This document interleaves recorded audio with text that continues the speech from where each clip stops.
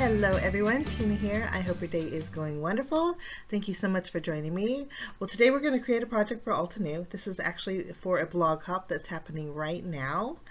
Altenew is celebrating a craft flower for this month, and it's called Snowdrops.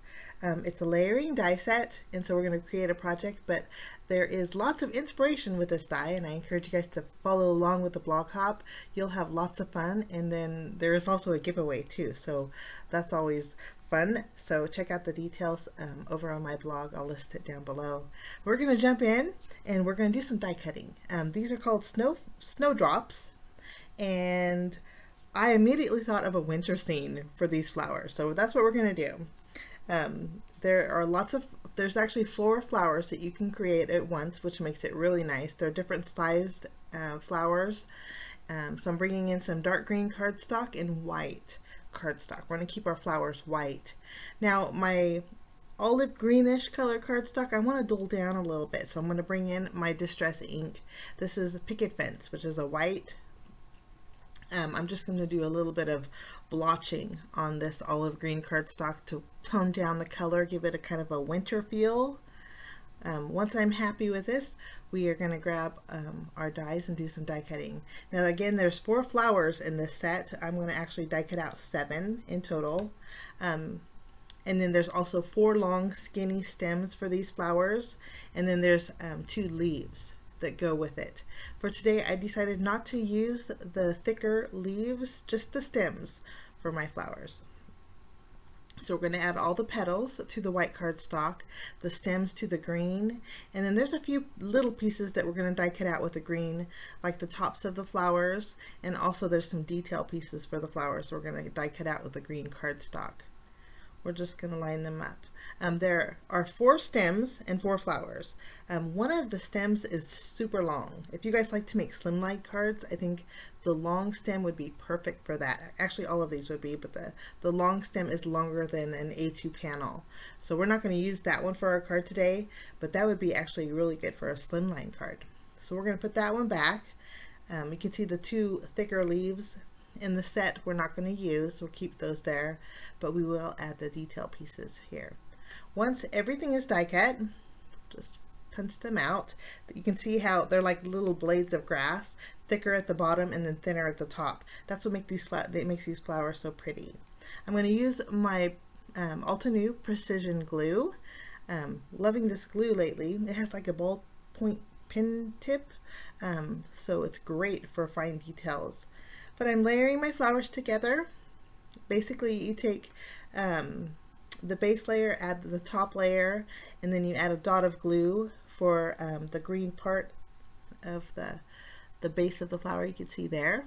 Easy peasy to do. And then you attach that to your stem.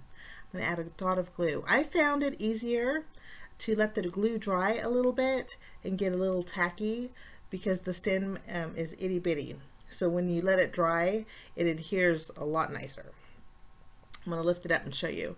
And it's not quite dry yet, so I'm going to stick it back on here. And we'll try one more time to show you up close.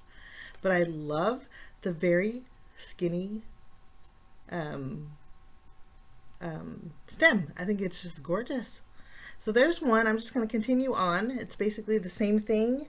There are a few flowers that have that green piece. It's like an upside down heart that you would put in the flower. And you can see there's different sizes and shapes. And you can mix and match the stems to create different kind of styles of flowers. So I have 7 in total. And I love the way they look. Okay, we're going to zoom out. Now, to create a wintry background, you don't want to put white on white because it would kind of drown out the flowers. So to make the flowers pop a little bit, I'm going to bring in my craft mat, and we're going to do a little ink blending with some oxide inks. I'm going to flip it around here.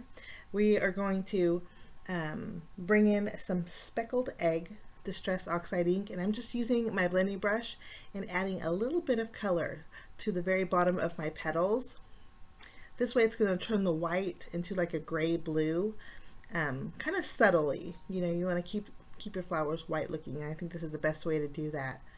Okay, once my color's added, I'm going to bring in an acrylic block, and I'm going to add some white acrylic paint. I'm going to be doing some splattering on a colored cardstock. So I think white acrylic paint holds its color to really look like snow. So I just added some water, and then using a paintbrush, I'm going to do some splattering all over my flowers. I'm going to do heavy splattering. I want it to be very wintry.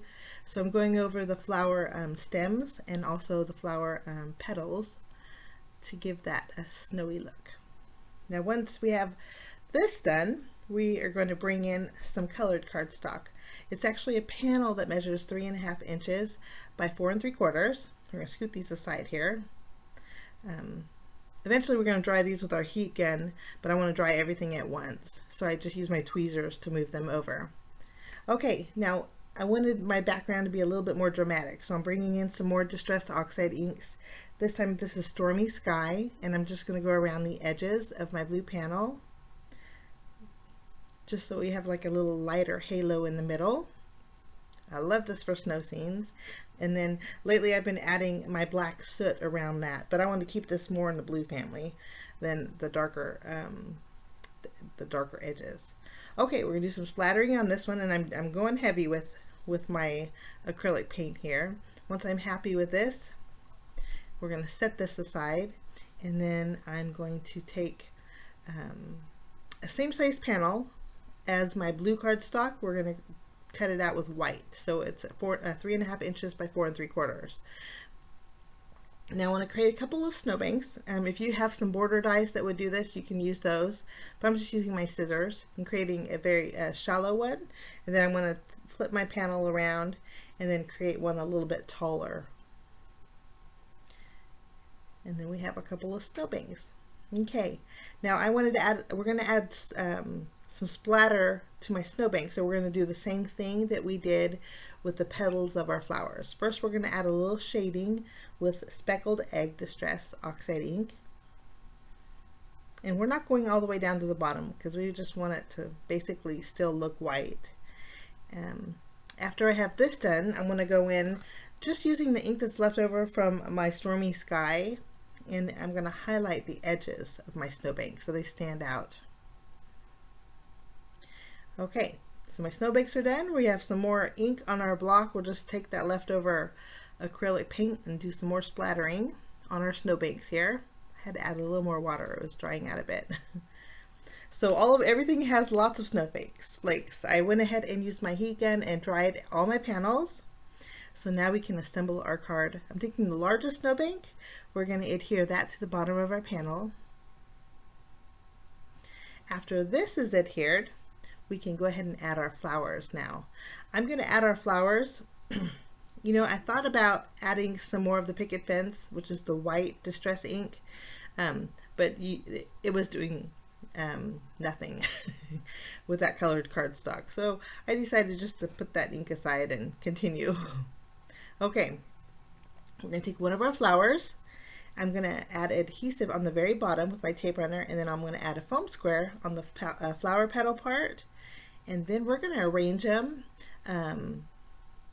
crisscrossing them, going high and low with them, all over, making sure that the stems are going to almost fit underneath our second snowbank. So in the midway of our first snowbank, we're going to make sure that our flowers, or at least the stems, are that low. Okay, I have a few overhanging, and I think that's going to look really pretty on the card. Once I'm happy with this, I'm going to go ahead and add some fun foam behind my first layer. I'm using fun foam because behind this panel I actually added a piece of fun foam, and this is just left over.